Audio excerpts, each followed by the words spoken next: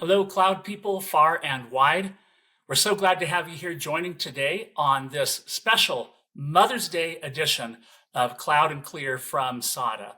I'm Michael Ames. I'm a managing director in our industry professional services practice. And aside from my own mom, I can't think of a more appropriate person for us to spend this time with than who we have today, welcoming Steve Ridley, VP of Infrastructure from none other than FTD. How are you doing, Steve? Great, Michael. Thank you. I'm happy to be here. Really happy to be here too. You know, infrastructure is a broad title. And in fact, as we move from on-prem into the cloud, it gets more and more fuzzy. Infrastructure used to mean boxes and wires and screwdrivers. And today it might mean nothing like that. Can you tell us a little bit about what you do in your role at FTD? Sure. So I've been in the role for just over a couple of years at this point. I oversee various teams, including IT service desk, network systems and database administration and engineering, cloud architecture, CI/CD, and information security, as well as our NOC and SRE team, As expected, way more than boxes, wires, and screwdrivers. for sure. You've got a lot going on. You know, in a minute, we're going to talk about the Mother's Day angle on this and what it means to be one of the possibly the busiest company in the world every May, and how you're handling that from a technical perspective. But we want to dive in right now on some things that FTD has done recently to try to advance your infrastructure posture. So we did a series of connected projects together with FTD, culminating in a major cloud migration. Tell us first and foremost, what was it that led FTD to consider moving from on-prem and up into the cloud? Sure. It was actually a little bit of a long time in coming. Long ago, we recognized that we've got an aging infrastructure. We were also in an on-premises data center at our headquarters in Illinois. And there were problems running that facility. We had electrical problems and you name it. But we knew that we were going to have to do something at some point. You can't continue to run aging infrastructure forever because eventually it's going to fall over, right? And so, you have to consider the operating expenses, the capital expenses to replace that sort of equipment as well. So we thought about this for quite a while. It wasn't an immediate business priority. And there was a specific catalyst that really pushed us over the edge. And that was the COVID-19 pandemic. That's really where it started. Because at that point, we had hundreds of people in our headquarters office, and overnight, we became a remote workforce. Right. Um, and ultimately, that led the business to say, why are we maintaining this headquarters facility that used to house hundreds of people, and now there's virtually nobody there? Sure. Yeah. So And once upon a time, having those servers right there by all of those people was the thing that might have made the most sense. When you take the people away, what's the point of having a giant office building for holding a few servers? that's correct. And so you can imagine it costs millions of dollars to maintain a facility like that. It was multiple buildings, a parking garage, our data center. There just wasn't a great reason to keep doing that. So we decided to sell. In the second half of 2022, the building was sold, and that set a very specific deadline for us Ah, to be out of not only the data center, but the entire set of buildings. And which that was I'm sure that's stressful, but honestly, for people in our line of work, sometimes having a burning deadline is the best thing to make technological advancement happen. absolutely no telling how long it would have been before we decided to pull the trigger on this Mhm. without that specific catalyst. Yeah, yeah. So And so in the course of that, you undoubtedly evaluated a number of options. Ultimately, you decided that you'd use Google Cloud as your primary target for this data center. Why Google Cloud and why not something else? So we really looked at three different options. One was, do we just lift and shift to another Sure. data center? Hmm. There are risks in that in terms of disrupted stability, um, not having a bunch of extra equipment. Right. There was a a real challenge to try to avoid downtime or minimize downtime in doing something like that. Secondly, you're dealing with aging physical equipment. What happens when you move it from one place to another? Mm. Assuming it doesn't fall off the truck in the Yeah. process, Yeah. there are risks to stability of the hardware itself. Servers don't like to be jiggled. Right. Yeah. And then our third option was, do we take this as the opportunity to move to the cloud? Mm-hmm. We're a pretty long time customer of GCP. We've been there at least 6 or 7 years at this point. So it was natural to look at GCP.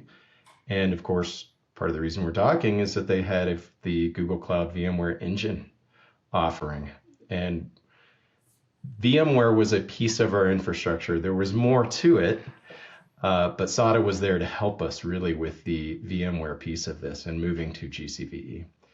Yeah, I appreciate the plug there too for the work that we did, and our teams enjoyed engaging with your teams in planning and executing this thing out. And I'm in a minute, we're going to talk about some of the hiccups and things, but what are the things as you look back in planning and carrying out that project where, decisions that you're glad that were made in order to ensure that migration was smooth and efficient?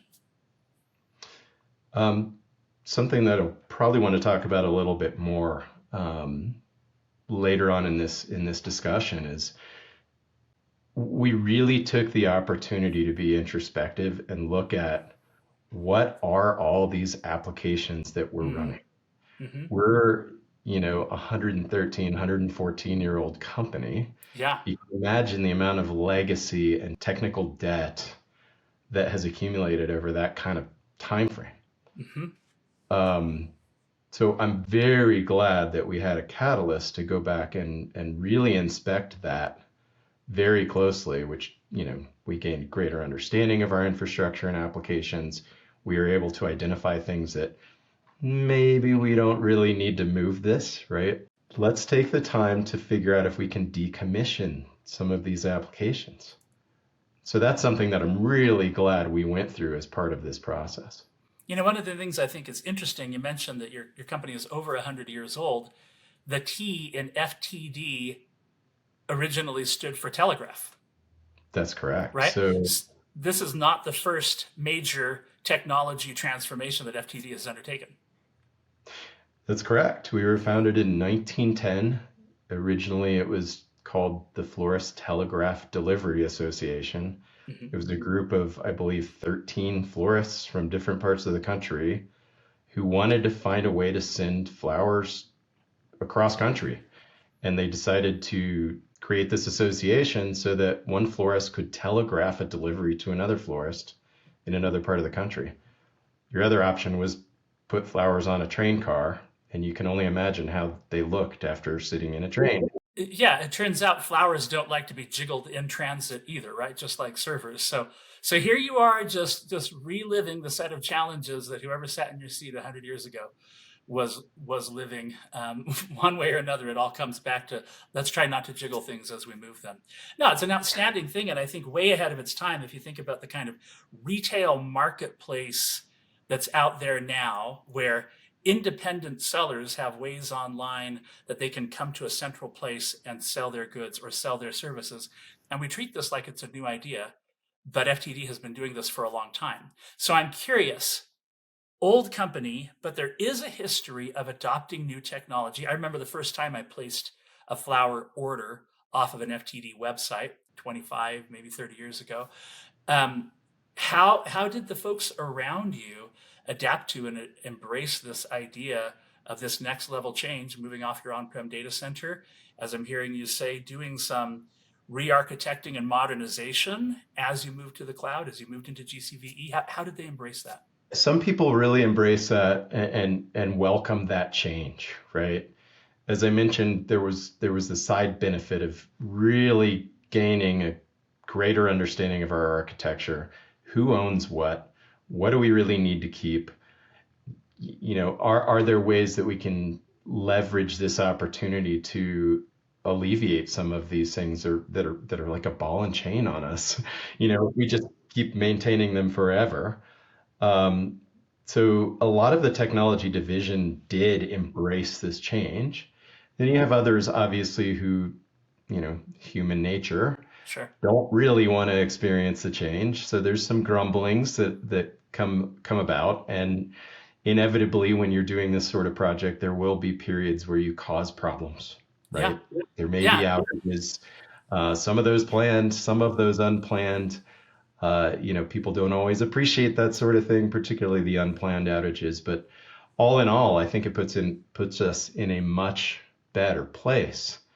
We no longer have to maintain this data center. We no longer have to maintain these buildings. Um, Everybody appreciates that, and Yeah. we've alleviated a lot of cost And in the. there's no change of this size and scope that you can do that will make everybody happy along the way, but you can certainly get to the point where everybody will acknowledge that this was worth it. One of the interesting metrics, I think, and you feel free to share the specific numbers if you like, is initially you scoped out a certain number of virtual machines. It was in the hundreds. What was ultimately migrated was something less than that, moving up into Google Cloud.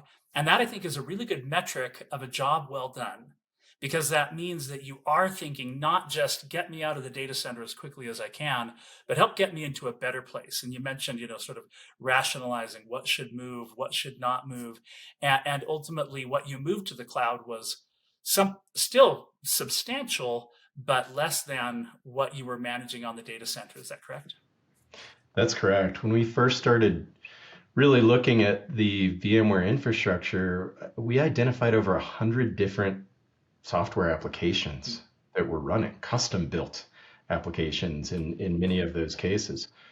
Um, we were faced with over 650 or so VMs when we first started this Yeah. investigation. Um, there's a lot of legacy there. It's like the island of misfit toys, right? So because we were forced into this very close inspection of what was there, through a painstaking process, we literally went through all of these 650 or so VMs and figured out what needed to move. Obviously, to migrate, we had to figure out dependencies, what can move together, what needs to go in what sequence. How do we move this in reasonable chunks of virtual machines? Yeah. Try Yeah. to move 600 all at once, right? Yeah. Um, we ultimately were able to whittle this whole thing down to around 325 VMs. Yeah. We basically cut our footprint in half. Yeah. That's great, and that's something that I think you will be thanking yourself for a long time to come. We love it when we are working with folks who understand the value of modernizing, of rationalizing, of thinking it through. We'll help people if they just basically want to clone their infrastructure into the cloud. That's fine, but we'll always try to talk them into taking the approach that you took here in ensuring that when you get there, you've got something that you're not just glad because you shut down your data center, but you're glad because your infrastructure is better than it was otherwise going to be. Let's talk about some of the challenges here, or nobody's going to believe us. So you undoubtedly ran into some roadblocks, some challenges. Anything that you'd want to highlight that you would offer up as lessons learned or pitfalls or dragons for other people following this same path that you're on? Sure, we already talked about, understanding the environment. That was difficult. It wasn't easy to go back and figure out what this application that was written in 2001 really does. Where does it fit in? Is it still needed? There was a lot of effort that went into that. We dealt with standard challenges in businesses like competing priorities. Development teams have their own set of priorities to grow the business. Yet we're dragging them in and saying, we need your support to first understand this application, two, test it after we migrate, hopefully before and after, and figure out how to fix it if it breaks, right? But from a more technical standpoint, a lot of the challenges we had were in the networking space. As I mentioned, VMware was only a piece of the infrastructure that we had to move. So we had considerable additional physical footprint. And there was overlap in the network between some of our bare metal infrastructure as well as our VMs running in VMware. That created some pretty significant challenges, which can take time in some cases. We had to maintain network gateways on both sides of the connectivity that we put in place between our on-premises center and Google Cloud. We couldn't break those gateways until we were done with both the VM migration and the physical exit from our data center. Right. So Right. there were things like this that resulted in, you know, lingering completion of the project as a whole Yeah. and complicated things along the way. How well would you rate the project in having anticipated those things? Okay, so they were hard, they were challenges. You'd have liked to have not have to deal with them, but you were at least able to anticipate them versus, oh, we discovered this on the way and it set us back. There's always going to be a little bit of both of that. Definitely a little bit of both. I think, we had a pretty solid understanding of the subnetwork overlap that I described. Um, there were some specific load balancing configurations. We had appliance-based load balancers on premise. Some of those configurations had session affinity. And we found during the project, after moving the VMs, that we couldn't really replicate those configurations quite exactly.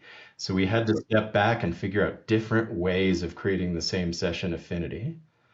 Another thing that we ran into was some legacy natting, and that just increases your risk. Yeah, Ultimately. yeah, absolutely.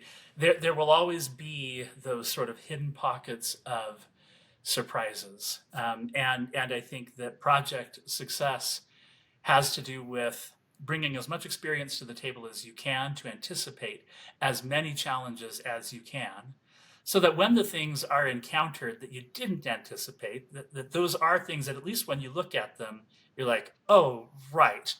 Of course, there wasn't a master document somewhere saying that these load balancer appliances had session affinity in these cases. You want those challenges to be well into the corner pockets, right? And I think the kinds of things that you're describing are in those kinds of pockets where we could look back and say, here were some challenges, some things we'll learn, we'll remember to do next time, we'll share them on Cloud and Clear so that others can remember from them. But well done to you and the team in what sounds like overall a pretty smooth like migration. When that was done, are there any other like side benefits, right? So you're out of the data center, you're not worrying about equipment coming to end of life, those kinds of things. Any other side effects, new capabilities that you're able to identify now that work has been done? So there were some of them that were fairly obvious, right? Reduced administrative overhead. Mm-hmm. GCP now owns the infrastructure. Mm-hmm. We don't have to Sure. manage that anymore. Other kind of minor but important side benefits, we got our server upgrades. We did Right. not have to go spend capital dollars to actually upgrade our own infrastructure. As a result of moving to GCP, they're already running newer generation servers. So we've got greater capability there from a technology standpoint. We also were not able to upgrade our VMware version with the hardware limitations that we had in our own facility. We got that with the migration to GCVE. That's great. We also get the elasticity that the cloud brings. We can scale up or we can scale down. Okay, let's talk about that because Yeah. this is where we get back to the Mother's Day part of the conversation. I just rewatched the Mother's Day episode of Seinfeld. To refresh your memory, this is where Kramer and Newman are hatching a scheme to make a bunch of money by bringing a bunch of recyclable bottles and cans across the border to someplace they can make more money on it. And the key of the plan is that it's Mother's Day coming up, and that means that the post office is going to be sending a lot more trucks across the border than usual, and they're going to be able to piggyback on one of those to transport their stuff across the border. It doesn't work. Mayhem ensues, right? Good old Seinfeld. But there's something real in that, which is that there's some companies that get very busy around Mother's Day, around Valentine's Day. And I think you and the post office are probably the two biggest of those, right?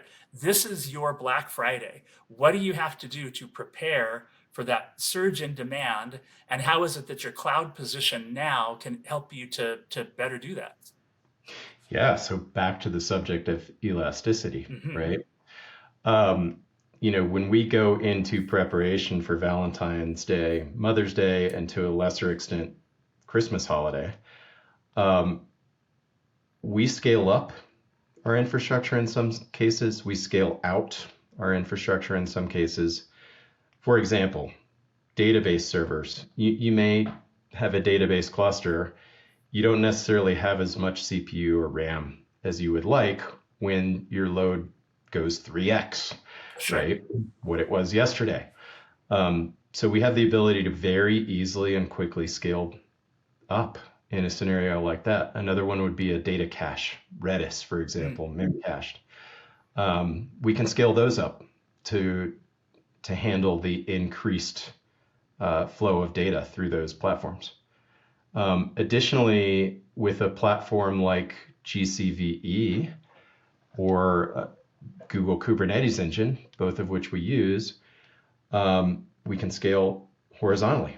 We can add additional servers to those clusters.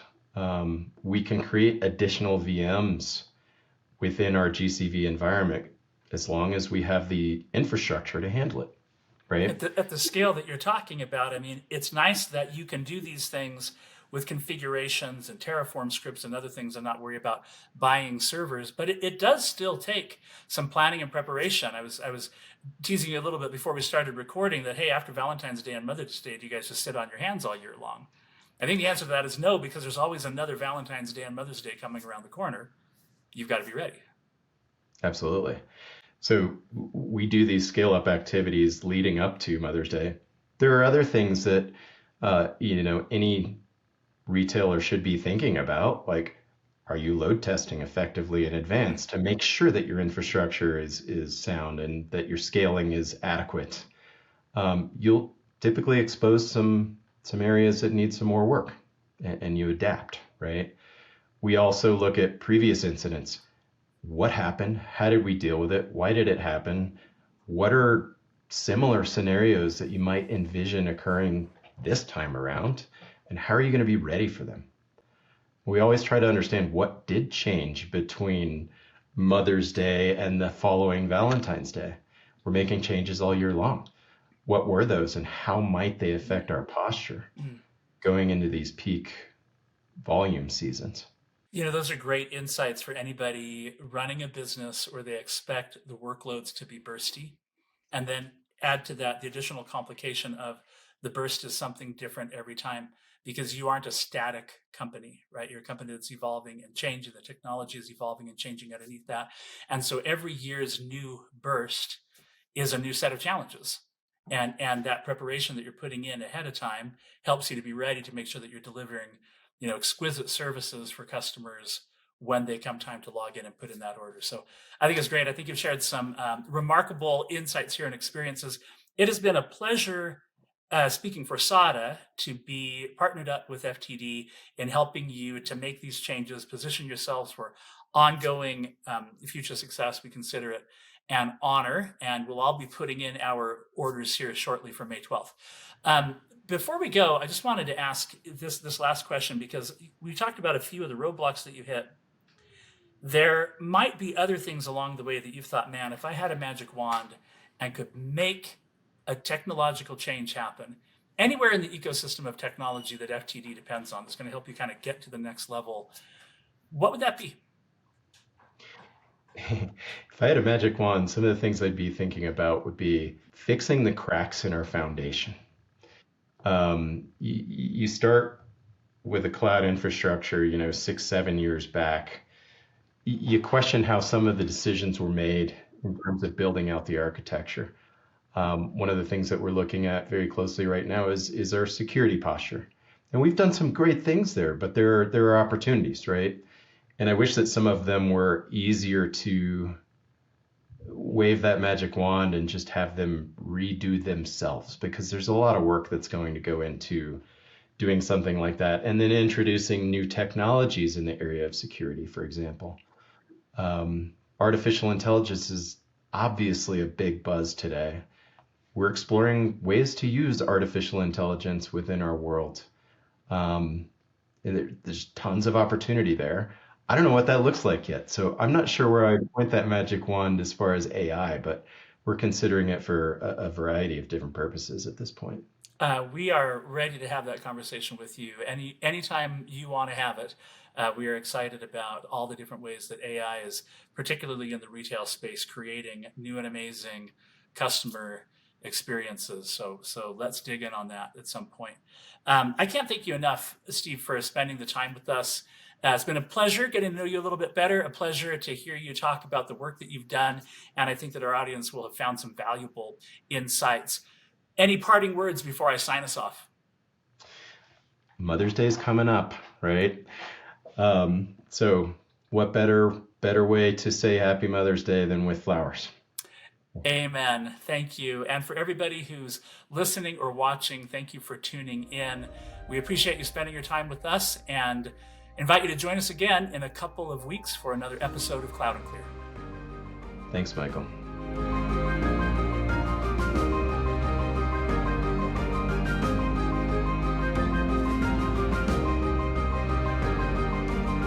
Thank you for listening to Cloud and Clear. Check the show notes for links to this week's topics. And don't forget to connect with us on Twitter @Cloud and Clear and our website, SADA.com.